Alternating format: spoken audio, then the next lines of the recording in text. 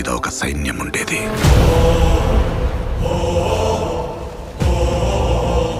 దేశం జల్లెడపట్టి రాజు తెచ్చుకున్న సైన్యం. కులం లేదు, మతం లేదు, భయం అసలే లేదు. వాళ్ళ దైవం ఆయుధం,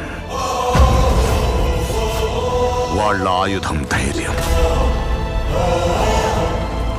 రేంబగళ్ళు కొండ మీద నుంచి సముద్రాన్ని కావలి కాసేవాళ్ళు.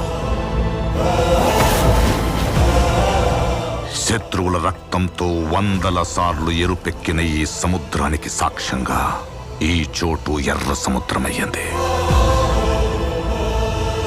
రాజ్యాలు పోయుండాయి.